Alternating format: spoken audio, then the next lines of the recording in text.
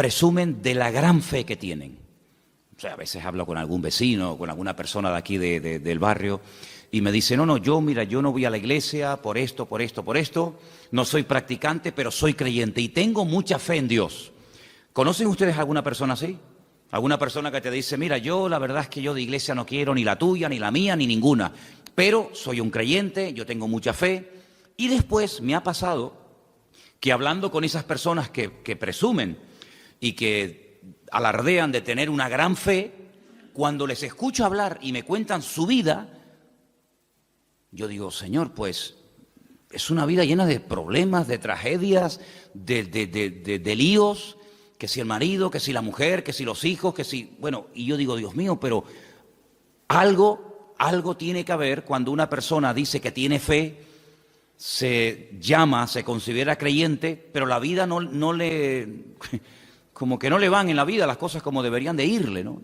Entonces, orando al Señor, encontré un pasaje que nos pueda ayudar a todos cuando nos encontramos con alguna persona que nos dice que tiene mucha fe, que se denomina creyente, pero tú sabes que la vida de esa mujer, de ese matrimonio, de esa familia, no es una vida bendecida, no es una vida atractiva en ningún aspecto, sino que es una vida que tú dices, Dios mío, pues si esto es tener fe, vivan los ateos, como dijo el otro, ¿no? Entonces hay un pasaje muy interesante que está ahí en la Biblia y yo lo quiero compartir con ustedes y justamente me he dado cuenta que solo lo que vamos a leer esta noche, solo lo podemos leer en Lucas, capítulo 17. No hay en ninguna otra parte de los evangelios este relato bíblico. Hay otros, pero este no. Solamente en Lucas capítulo 17, a partir del versículo 11, encontramos la historia de una sanidad a distancia. Claro, esto nos tiene que motivar muchísimo a nosotros, porque el Señor no solamente sanaba haciendo actos de presencia o tocando a una persona enferma en un momento determinado, sino que sanaba a distancia, sin necesidad de que el enfermo se acercara a Él o que Él se acercara al enfermo, sin necesidad de tocarlo, sin necesidad de imponerle las manos y bendecirlo, sin necesidad de eso, se producían también en momentos puntuales sanidades y milagros extraordinarios.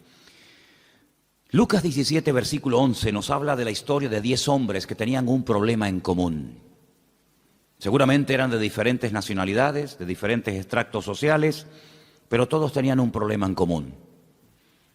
Y dice la historia que Jesús iba a Jerusalén y estaba pasando entre Samaria y Galilea. Y al entrar en una aldea le salieron al encuentro 10 hombres leprosos, los cuales se pararon de lejos y alzaron la voz diciendo, Jesús, Maestro, ten misericordia de nosotros. Cuando él los vio, les dijo, id, mostraos a los sacerdotes. Y aconteció que mientras iban, fueron limpiados. Entonces uno de ellos, viendo que había sido sanado, volvió glorificando a Dios a gran voz. Versículo 16. Se postró rostro en tierra a sus pies, dándole gracias, y este era samaritano. Respondiendo Jesús le dijo, ¿no son 10 los que fueron limpiados, y los 9, dónde están? No hubo quien volviese y diese gloria a Dios, sino este extranjero. Y le dijo, levántate, vete, tu fe te ha salvado. ¿Cuántos dicen amén? Vamos a orar un momentito y pedir que el Señor nos ayude a extraer verdades que contiene este pasaje, lecciones que pueden ser aplicadas a nuestro diario vivir y que podamos salir de aquí con las ideas claras y podamos salir de este lugar esta tarde dándole gloria a Dios. Señor, te damos muchas gracias por este privilegio, esta nueva oportunidad que nos brindas de estar aquí reunidos. Te pedimos, Señor, de una forma especial que ahora que vamos a escudriñar tu palabra, tú ilumines nuestro corazón, nuestra mente, nuestro entendimiento, para que podamos, Señor, disfrutar del estudio de tus sagradas escrituras y podamos aprender los principios que nos van a ayudar a vivir vidas victoriosas, vidas bendecidas, y que podamos caminar según el diseño, según el propósito tuyo en nuestra vida. Bendícenos y dirígenos en este tiempo de estudio de tu palabra, Señor. Te lo pedimos unánimemente en esta tarde, en el nombre bendito de Jesús. Amén y amén. Nadie puede dudar de que estos 10 hombres tenían fe. Nadie puede dudar de eso. Los leprosos no podían vivir en comunidad. Según la ley, los leprosos, puesto que tenían una enfermedad contagiosa, tenían que dejar, en el caso de que estuvieran casados, sus esposas, sus hijos, sus maridos, en el caso de que fueran mujeres, tenían que dejar sus negocios, sus propiedades y marcharse a lugares lejanos donde no habitara nadie, puesto que, como acabo de decir, la lepra es una enfermedad tremendamente contagiosa y destructiva. Eran personas evidentemente sin ninguna esperanza. Ellos sabían que con el tiempo no iban a ir a mejor, sino al contrario, iban a terminar muriendo de aquella terrible enfermedad. Una enfermedad que la primera constancia, el primer ejemplo que tenemos en la Biblia de una persona leprosa, curiosamente fue una mujer. Una mujer que por hablar mal de su hermano, de Moisés, quedó leprosa durante varios días.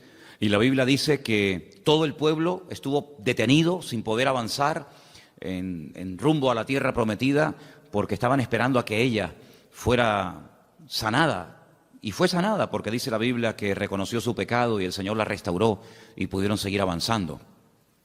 Así que ese es el primer ejemplo bíblico que tenemos de una persona que quedó leprosa. Por eso los judíos siempre asocian toda enfermedad de la piel, toda enfermedad que tenga que ver con la piel o con cuestión de la lepra, con el hablar mal, con el criticar, con el juzgar, con el quejarse, con el murmurar. Siempre en la mentalidad, en la cultura judía, toda enfermedad que tiene que ver con la piel siempre la asocian con una forma destructiva o negativa de hablar.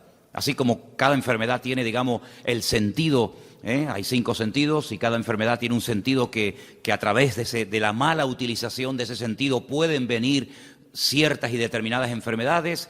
En la Biblia se relaciona el hablar mal con enfermedades cutáneas, con enfermedades de la piel, incluso la lepra.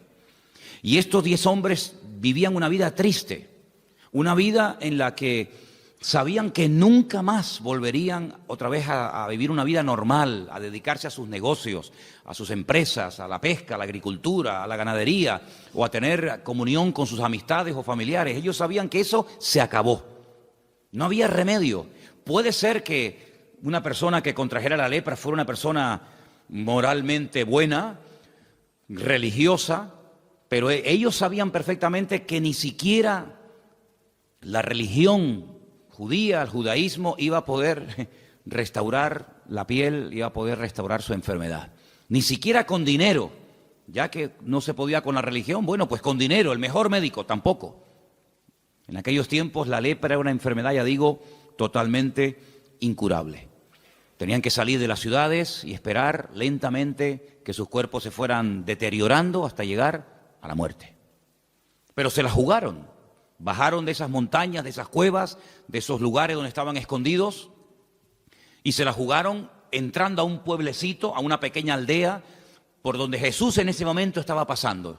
Probablemente ellos tenían información o lo habían seguido de lejos y sabían que en aquel lugar podían acercarse a él y pedirle clemencia, pedirle misericordia, un milagro.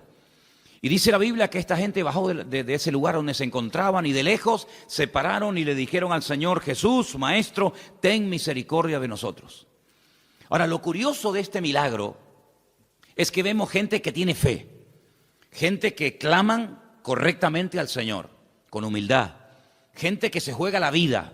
Si los encontraban allí, los podían matar a pedradas, porque nadie iba a correr el riesgo de contraer la enfermedad por culpa de estos leprosos que se habían escapado del lugar donde tenían que estar viviendo. Demostraron valor, demostraron una fe tremenda en el Señor. Pero hay un ingrediente en este milagro que es el que a mí me ha llamado poderosamente la atención, porque ejemplos de fe tenemos miles en la Biblia. Pero ¿de qué sirve tener una fe tremenda en el Señor si luego no somos creyentes obedientes? ¿De qué sirve tener una fe y las ideas claras en cuanto a la existencia de Dios, en cuanto a la inspiración de las Escrituras, en cuanto al cielo, en cuanto al infierno, en cuanto a la obra de Cristo, su muerte, su resurrección, su segunda venida? Si todo eso lo sabemos y lo tenemos claro, pero luego nuestra vida no es una vida caracterizada por la obediencia, ¿de qué sirve? ¿De qué nos sirve? Encontramos en la Biblia muchas personas que creían en Dios. Encontramos en la Biblia personas que adoraban al Dios vivo y verdadero, no eran gente idólatra, pero que luego no hacían caso a lo que el Señor les decía. Me viene a la mente la palabra cuando un día el Señor les dijo a sus discípulos: ¿ustedes verdaderamente queréis ser mis amigos? Pues si ustedes quieren ser mis amigos, yo les voy a decir el único requisito que yo le pido a los que quieren tener amistad conmigo: guardad y cumplid mis mandamientos. Punto. Y Juan escribe años más tarde en una de sus cartas y dice que los mandamientos del Señor no tienen que ser gravosos, es decir, no nos tiene que costar una barbaridad cumplirlos, porque si le amamos, pues para nosotros debería ser un deleite cumplir con sus mandamientos y no ser una pesada carga que parece que aquello más que una bendición es una penitencia, es un castigo. Entonces vemos en estos hombres que sí, tenían mucha fe, pero hay un momento en el que el Señor les dice que hagan algo fuera de toda lógica. Volvamos otra vez al texto. Cuando ellos alzan la voz en el versículo 13 y piden al Maestro, piden al Señor misericordia, dice que el Señor les dice: id y mostraos a los sacerdotes. Ahora, esto de la lepra es algo muy amplio, nos faltaría mucho tiempo para estudiar en detalle cuáles eran los síntomas, por qué un sacerdote, que eran los que examinaban a la gente del pueblo, tomaba la decisión y declaraba: tienes que irte del pueblo. La Biblia nos detalla qué color, qué tamaño tenían las llagas, las heridas, qué síntomas presentaban, y en el supuesto caso, porque la ley también hablaba de que en el supuesto caso de que esta enfermedad remitiera y quedaran sanados, pues había todo un ritual enorme, que ya me acuerdo que un día lo compartí aquí en la iglesia, de todo lo que tenía que hacer un hombre o una mujer cuando supuestamente se creía y se le declaraba sano.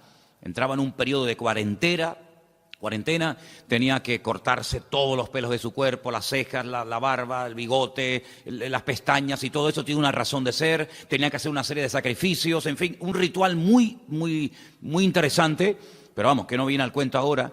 Pero lo que sí quiero destacar es que eran los sacerdotes del pueblo de Israel los que te declaraban enfermo o los que te declaraban sano. Si te declaraban enfermo, amigo, tienes que irte inmediatamente. No puedes posponer esto para el año que viene, porque cuanto más tiempo tardemos en tomar, peor nos puede ir a todos. En el supuesto caso de que ellos te declararan sano, tenías que entrar en un periodo de tratamiento y confirmar efectivamente que aquello había sido un auténtico milagro.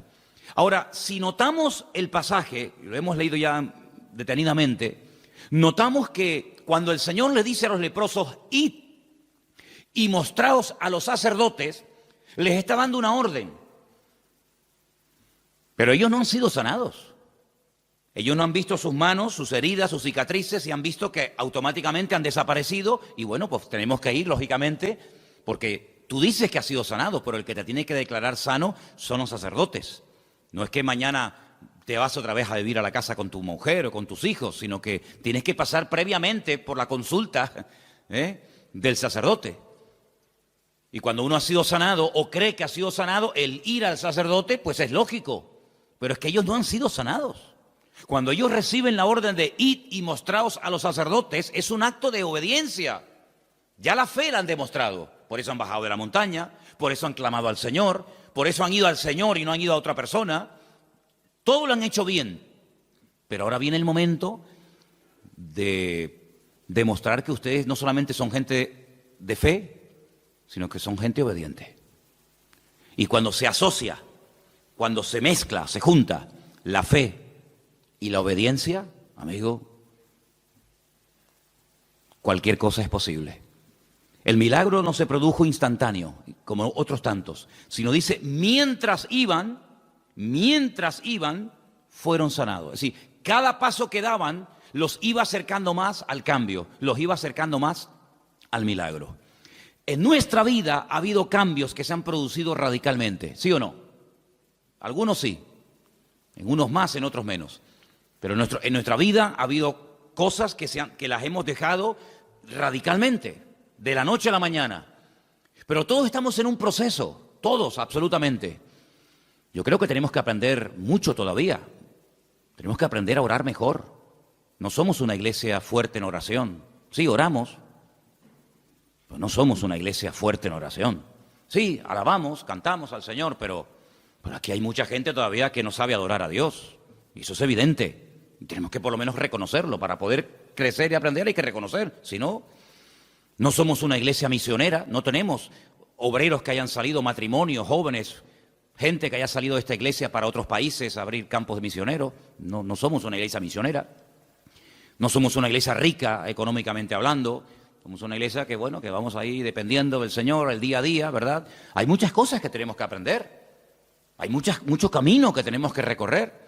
Pero en ese camino se va creciendo no solamente con fe, sino con obediencia. Porque si esta gente tenía mucha fe, pero se hubieran planteado, se hubieran mirado a las caras y hubieran dicho, oye, ¿y para qué vamos a ir a Jerusalén? ¿Para qué vamos a hacer este largo viaje? Pero si es que no ha pasado nada. Mírate las manos, mírate la cara, mírate el cuerpo, mírame yo cómo estoy, si aquí no ha pasado nada. Esto es un disparate, esto es una locura, ir a Jerusalén a mostrarnos a los sacerdotes, ¿a qué? Pero en ningún momento encuentras peros. Y una vez prediqué aquí, no sé si ustedes se acordarán, un mensaje que se llamaba los peros que hay en la Biblia, que hay un montón.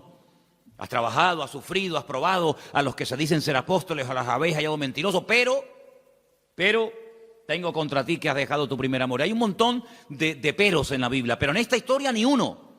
En esta historia no encuentras a uno solo, de los días a uno que dijera, oye, esto es un disparate, Esto no será un emocionalismo, ir a mostrarnos a los sacerdotes, pero vamos a esperar primeramente cambiar, vamos a esperar primeramente ver cambios significativos y entonces vamos a Jerusalén. Pero ir sin ver cambios me parece un disparate. ¿Sabes que en la vida hay creyentes que actúan así? Vamos primeramente a ver y luego vamos a actuar. Y el Señor Jesucristo una vez dijo una palabra muy interesante cuando Él dijo, bienaventurados los que creyeron sin necesidad de haber visto previamente. Por lo tanto, en nuestra vida no solamente tenemos que potenciar y utilizar la fe. La fe es un ingrediente y un elemento indispensable, hasta el punto que el Señor dice, sin fe, ya lo sabéis, lo que dice el texto, es imposible agradar a Dios. Pero no nos olvidemos de que mejor que ciertos y determinados sacrificios, mejor que ciertas y determinadas acciones, pues dice el Señor, mejor que todo eso es la obediencia. Porque cuando nosotros estudiamos en su día la vida del primer rey de Israel, de Saúl, Saúl era un creyente, Saúl no era un ateo, Saúl era creyente. Y hay momentos puntuales en los que él va a pedir consejo del profeta Samuel. Y hay momentos en los que hasta se le ve profetizando. Pasó por una persona espiritual, no lo era, pero en ese momento, bueno. Pero sin embargo, la característica fundamental de Saúl es que era un desobediente. Cuando el Señor le da la orden de ir y exterminar a Amalek, de no dejar nada, para llevárselo al pueblo, y cuando al día siguiente va Samuel y le dice, oye, pero no te dije yo que no tenías que traer ni ovejas, ni bueyes, ni nada, ¿esto qué es? Y le echa la culpa a los demás. No, es que el pueblo lo perdonó. No, el pueblo y tú lo has perdonado. Porque si el pueblo en un momento determinado cogió cosas y tú ves que las han cogido, pues para eso estás tú, para decir, no, hoy no se puede coger nada. Pero tú lo has consentido, por lo tanto eres copartícipe de la desobediencia del pueblo. Luego, viendo que por ahí no le van bien las cosas, cambia y entonces lo que dicen, bueno, es que hemos perdonado, el pueblo ha perdonado lo mejor del rebaño para presentarlo en sacrificio al Señor. Y es cuando el profeta Samuel le dice, pero mira, qué sacrificio, pero si lo que tú has hecho no tiene justificación alguna. Es decir, tú puedes presentar 20.000 sacrificios, pero sigues siendo un desobediente. Y mejor que los sacrificios es obedecer al Señor. Y vemos que es una persona que tenía un potencial tremendo, pero echó a perder su vida porque era un desobediente, no porque era un ateo, era un creyente, pero un creyente desobediente. El otro día, cuando teníamos la reunión por Skype con los hermanos de Israel, les compartí acerca del libro de Jonás. Sí, era un profeta de Dios, un profeta verdadero. Hombre, tan verdadero era que el Señor lo llama para que vaya a una ciudad a predicar la palabra, pero se niega, no quiere ir. Va al lado contrario. ¿Por qué? Porque es un profeta desobediente. Luego, incluso una persona puede estar en el ministerio, llamarse pastor, apóstol, profeta o lo que sea, y ser en el fondo un desobediente. Incluso hasta vimos en el libro que se enfada con el Señor cuando la ciudad se convierte. Y el Señor, lógicamente, cuando ve que se han convertido y se han arrepentido de corazón, pues los perdona. Y entonces salta Jonás y dice, ve, yo lo sabía. Yo lo sabía que tú eres un Dios misericordioso y clemente, lento para la ira, grande en misericordia, y yo sabía que los ibas a perdonar. Y está diciendo en otras palabras, es que yo quería que los condenara. Yo no quería que se arrepintieran y tú los perdonaras. Entonces, ¿pero qué tipo de profeta es ese? ¿Qué tipo de predicador es ese que se convierte en una ciudad entera y se enfada? Entonces, ¿qué es lo que tú querías? Pues que le viniera el palo encima. Y me llamaba la atención que cuando el Señor confronta a Pedro, en aquella conversación que tiene con él en el mar de Galilea, y le dice: Pedro, ¿tú me amas? Y le dice: sí, Señor, tú sabes que yo te amo. Y muchas veces cuando hablamos de este encuentro, de este momento de restauración, pues decimos lo que acabo de decir yo ahora. Pero es que realmente no dijo eso exactamente el Señor, sino que le dice: Pedro, hijo de Jonás. Y ahí nos damos cuenta de que el padre de Pedro se llamaba Jonás. Y lo menciona 3 veces. La primera vez que vemos que Pedro, o que el Señor menciona el nombre del padre de Pedro, como diciendo que eres hijo de Jonás. Y Jonás, sabéis que en vuestra cultura y en vuestra historia bíblica pasó a la historia como el profeta rebelde, como el profeta desobediente, como el profeta que prefirió que lo tiraran por la borda y morir ahogado antes de reconocer que estaba haciendo su voluntad y que se estaba rebelando en contra del Señor. Y que se enfada con el Señor cuando la gente cambia de vida y se convierte. Hijo de Jonás, que tú estás actuando con el espíritu de Jonás. Y cada vez que en nuestra vida hay un acto de rebeldía, cada vez que en nuestra vida, pues claro, negar la fe sería un disparate, sería una apostasía el negar la fe. Eso no lo vamos a hacer, Dios nos libre. Pero desobedecer es mucho más fácil que ser un apóstata. Porque ¿cómo voy a apostatar de la fe? ¿Cómo voy a negar a Cristo que me salvó y me redimió con su sangre? ¿Cómo voy a apostatar de la salvación? Es una cosa impensable. Pero ¿y cuántas veces hemos desobedecido, hermanos? Parece como que no le damos tanta importancia. Sí, el apóstata, oh, madre mía, negó al Señor, traicionó al Señor, vendió al Señor. Y eso lo elevamos a la máxima potencia. Pero es que hay algo peor. Y es ser un creyente desobediente. Y dice el Señor que para Él eso es algo tremendamente, es terrible. Y el Señor no permitió bajo ningún concepto que este hombre siguiera en el trono por ser un desobediente. Luego, lo que para nosotros a lo mejor no es tan grave, para el Señor es gravísimo. ¿Te das cuenta? Y también lo que para nosotros puede ser algo terrible, pues el Señor a lo mejor no le da tanta importancia como tú y yo le damos en alguna ocasión. Así que en este pasaje vemos esa combinación extraordinaria. Fe y obediencia. Y mientras iban, dice la Biblia, que fueron sanados. Sanados a la distancia, sanados progresivamente. Y algo muy importante que se da aquí. Y es que de los 10, solamente uno, vamos a leerlo otra vez, solamente uno volvió al Señor. Entonces uno de ellos, versículo 15, viendo que había sido sanado, volvió glorificando a Dios a gran voz. Se postró, rostro en tierra a sus pies, dándole gracias, y este era samaritano. Del que menos esperaba, al final fue el que les dio un ejemplo a todos los demás. Jesús entonces le dice: ¿no son 10 los que fueron limpiados? ¿Te das cuenta cómo el Señor esperaba que vinieran los 10? ¿Y los 9 dónde están? No hubo quien volviese y diese gloria a Dios, sino este extranjero. Y le dijo: levántate, vete, tu fe te ha salvado. Qué tremendo, ¿no? Cuando recibimos contestación a una oración, cuando pedimos que el Señor nos guarde en un viaje y regresamos del viaje, o cuando le pedimos al Señor que nos guarde en la carretera y nos guardó, o cuando le pedimos al Señor que nos supliera aquella necesidad, o que se abriera aquella puerta, o que nos llamara aquella persona, o que ocurriera tal circunstancia, después nos paramos y decimos: oye, se lo pedimos al Señor, pero no le hemos dado gracias. Creo que les conté que este verano, cuando estuvimos de vacaciones en la península, fuimos un día, Elena y yo, a Portugal, y allí perdí el móvil. En la frontera entre España y Portugal hay un pueblo donde hay unas murallas muy bonitas y está siempre lleno de gente. Van muchísimos turistas a pasear y hay muchos restaurantes y la gente va a comprar cosas. Y allí se me perdió el móvil. Y bueno, cuando me di cuenta que había perdido el móvil con todos mis datos y los teléfonos y todo, pues uno dice, Señor, ¿y qué hago? Allí oramos una oración tremenda.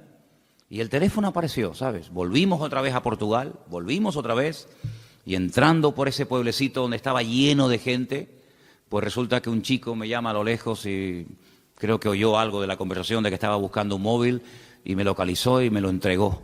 Y fue un milagro, fue un milagro.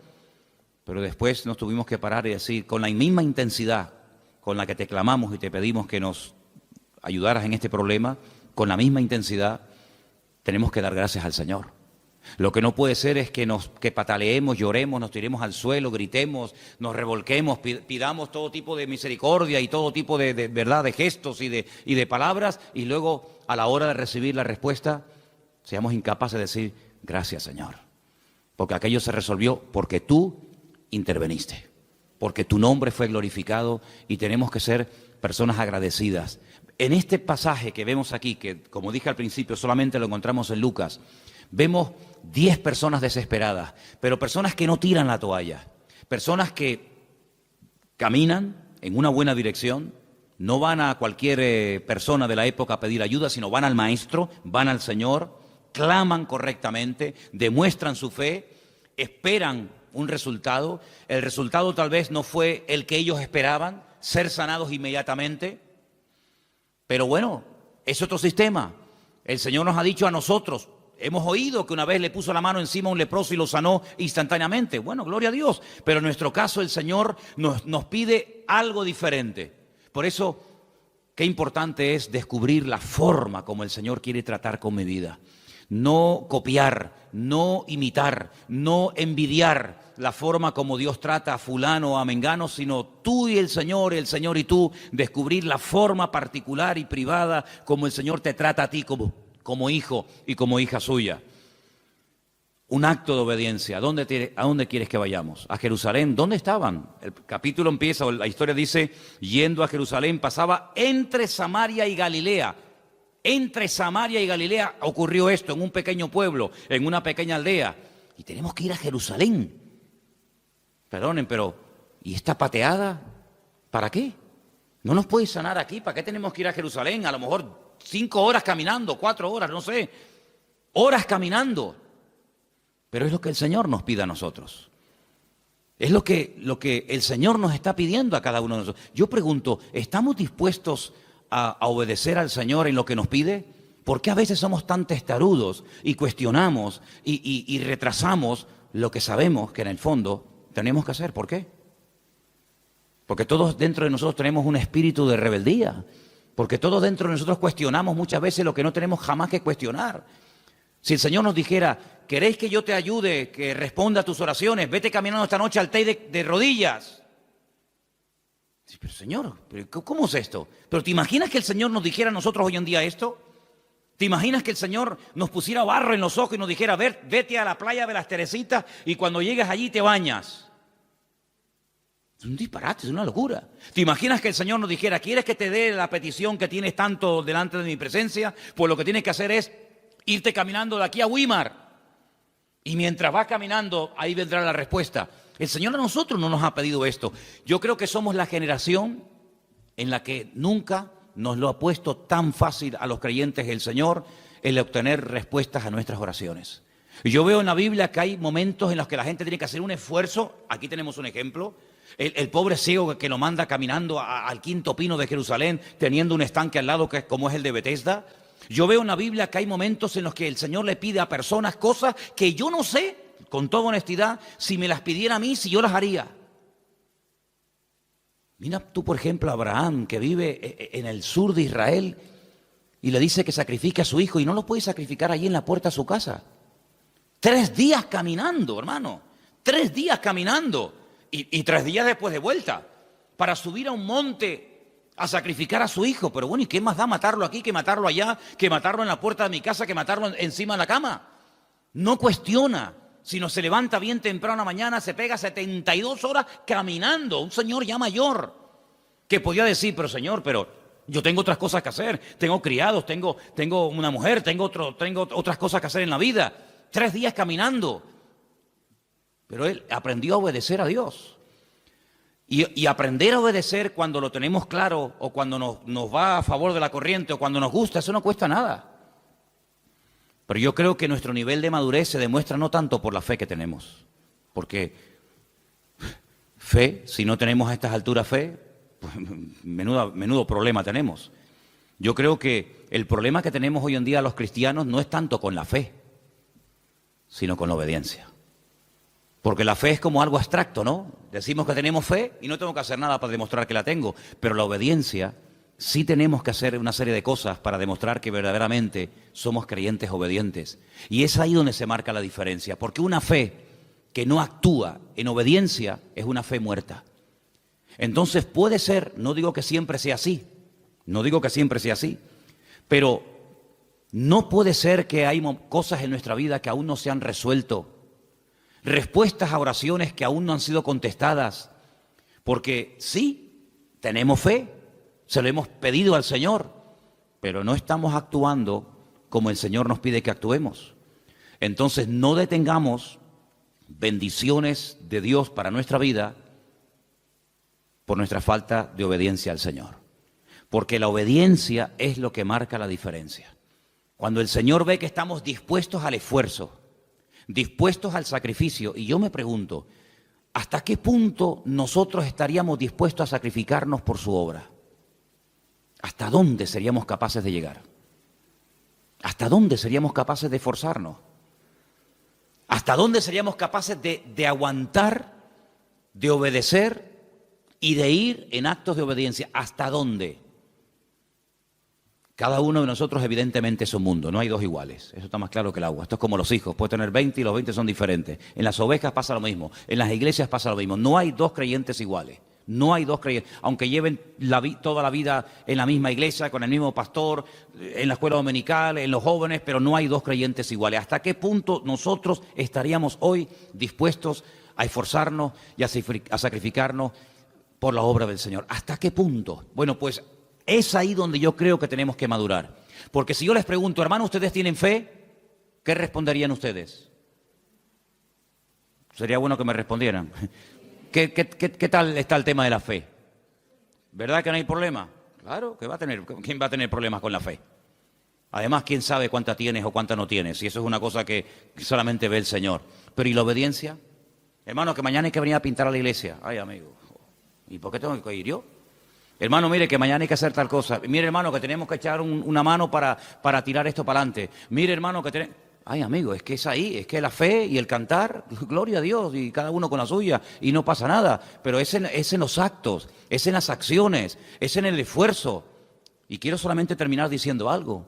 Cuando el apóstol Pablo dejó de pastorear la iglesia de Éfeso, que ya sé que era complicada, una iglesia muy grande, una iglesia, fíjate tú lo que te voy a decir ahora. El día de la despedida, después de 2 años de arduo trabajo en la iglesia de Éfeso, dice Pablo algo así tremendo. Imagínate si yo lo dijera hoy, imagínate. Hermano, yo sé que después de mi partida entrarán en este rebaño, en esta congregación, lobos rapaces que no perdonarán al rebaño. Bueno, se entiende, no está pastor, no está Pablo, seguramente algunos aprovecharán el vacío para meterse, no, pero espérate, es que hay más. Dice, y también sé que después de mi partida, de entre vosotros, no de fuera, de entre vosotros, se levantarán lobos rapaces que no perdonarán al rebaño.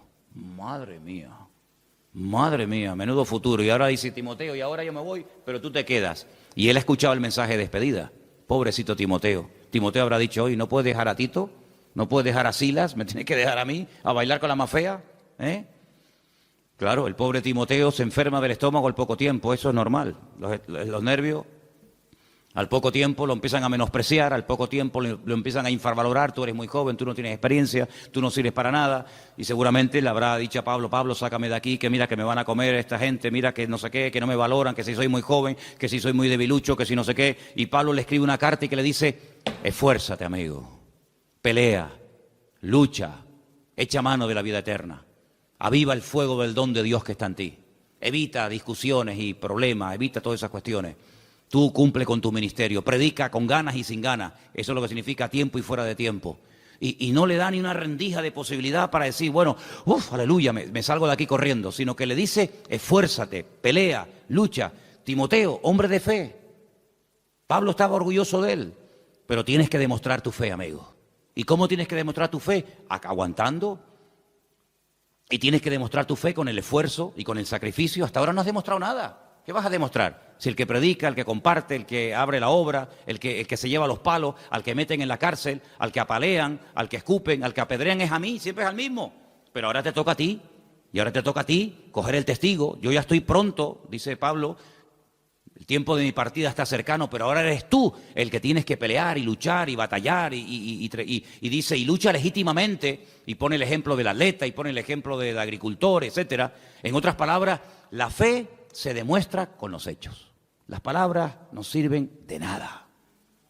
Y hay momentos en los que cuando una iglesia empieza, pues sí, todo el mundo habla y todo el mundo propone y todo el mundo sugiere, y eso está muy bonito y está muy bien, pero con el paso del tiempo una iglesia que madura, una iglesia que crece y una iglesia que avanza, no es la iglesia que habla tanto, sino que hace más de lo que habla.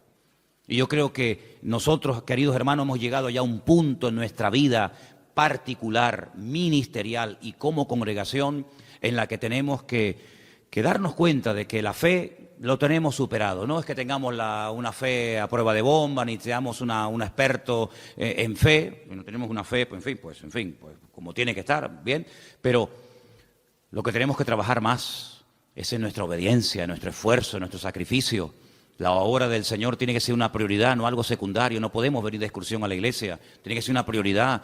Investigar, oye, ¿cómo está la obra? ¿Qué le hace falta? ¿Qué no le hace falta? Hay gente que nunca pregunta nada, ¿me entiendes? Venir a escuchar sermones, predicaciones, gloria a Dios, está muy bien, oye, encantado de la vida, pero somos una familia, en la familia se pagó la luz, mamá, se pagó el agua.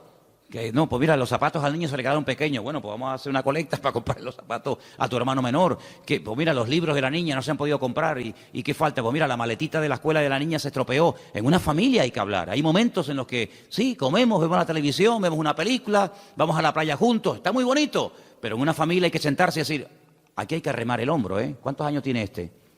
No, tiene 30. Pues, hijo, ya tienes que aportar. Aquí no puede estar aquí a la sopa boba, que papá lo pague todo o que el abuelito venga, ¿verdad?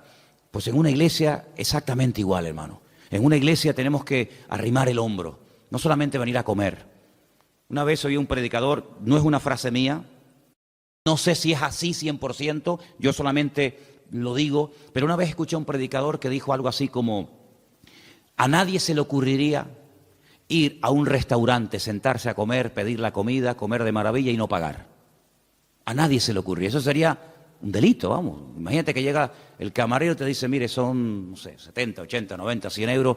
Pues mire, yo he comido muy bien, felicita al cocinero, ha sido una comida excelente, el servicio maravilloso, pero no le voy a pagar. Ah, ¿no? ¿Por qué? Dice, ¿por qué no? No le voy a pagar. Qué interesante, ¿no? Qué interesante. Ir a un restaurante, o irte aquí al Corte Inglés, o irte a una tienda, ponerte la ropa, los zapatos, camisa, pantalón, la corbata, y decir, miren, me encanta cómo me queda, de verdad que... pero no lo voy a pagar. En la obra del Señor muchas veces nos acostumbramos a vivir única y exclusivamente de la gracia de Dios. Señor, dame, dame, dame, dame y dame. Y no es que nosotros tengamos que pagarle al Señor. ¿Qué le voy a pagar yo al Señor? Pero sí tenemos que partir de la base de que el Señor ha puesto bajo nuestra responsabilidad su obra aquí en la tierra. Bien, si usted dice que me ama, yo ahora te voy a poner a prueba. Apacienta mis corderos, apacienta mis ovejas, atiende a mis rebaños. Si me amas, ahora tienes que demostrarlo. Decirlo no cuesta nada. Decirle a tu esposa o a tu marido, te amo, cariño, eso no cuesta nada. Te amo, ya está. ¿Verdad? Te amo. Pero amigo, es la convivencia, es el trato diario, es el aguantar, es el colaborar, ¿verdad? En la obra del Señor, el decir te amo no cuesta nada. Hay canciones, nosotros tenemos algunas canciones donde creo que sale la frase, yo para las letras de las canciones soy muy malo, pero creo recordar que tenemos varias canciones en las que le decimos al Señor te amo. Perfecto.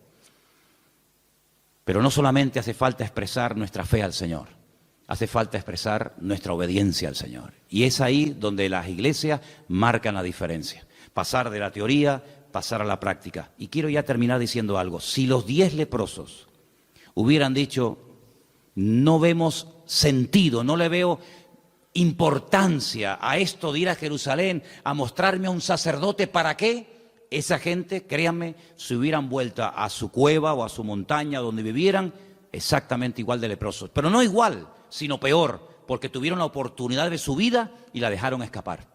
Yo creo que como creyentes se nos presentarán, no digo todos los días, sería tal vez una exageración por mi parte, pero yo creo que de vez en cuando a lo largo de la vida, del camino, se nos presentan oportunidades y nuevas puertas que de otra manera permanecerán cerradas durante mucho tiempo.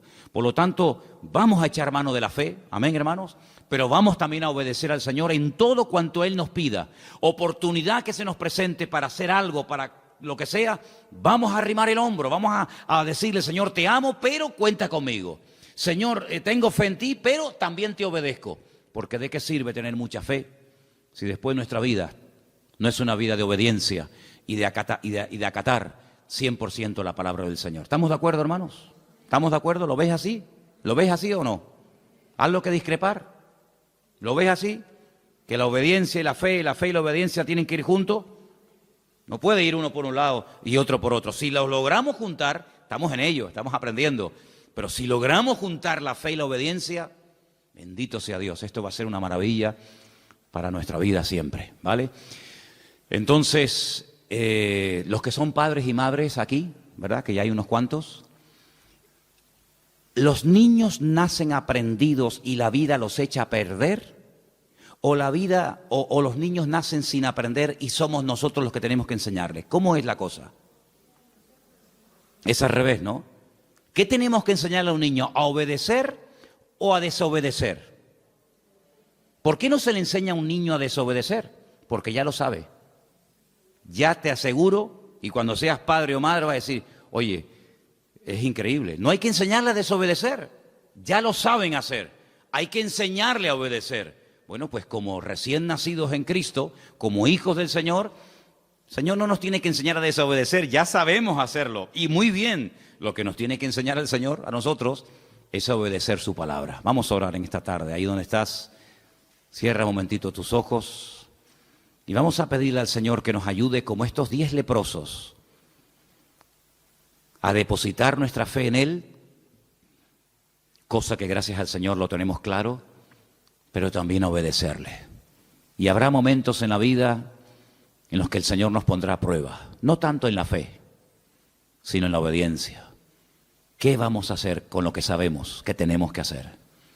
Señor, te damos muchas gracias porque tu palabra es tan rica, tan variada, tan clara, Señor, que nos muestra siempre las formas y las maneras como tenemos que actuar en nuestra relación contigo. Gracias porque la fe que tenemos tú nos la diste, es un don, es un regalo que tú le has dado al ser humano. Y tenemos que crecer en la fe, claro que sí, Señor, lo sabemos. Pero también queremos pedirte esta tarde que nos ayudes a ser un pueblo obediente, sumiso a la voluntad de Dios, a la palabra de Dios. Que nunca cuestionemos tus órdenes, tus mandamientos, sino que demostremos nuestro amor y nuestra fe a través de la obediencia, acatando tu palabra, poniéndola en práctica en nuestra vida. Ayúdanos, Señor, a poder unir la fe y la obediencia para poder ver tu gloria en nuestra vida. Y te pedimos, Señor, que arranques de nosotros todo espíritu de desobediencia, de rebeldía, para que nunca esas actitudes sean la tónica o lo normal en nuestra vida, sino todo lo contrario. Ayúdanos a ser obedientes y sumisos a ti, a tu palabra. Y te damos gracias porque sabemos que lo que te pedimos, tú estás muy interesado en concedérnoslo. Y por eso te damos gracias porque sabemos que tú, Señor, nos vas a ayudar a crecer en fe y a crecer en obediencia. Y recibe toda la gloria y la gratitud de nuestra parte en esta tarde. En el bendito nombre de Jesús. Amén y amén.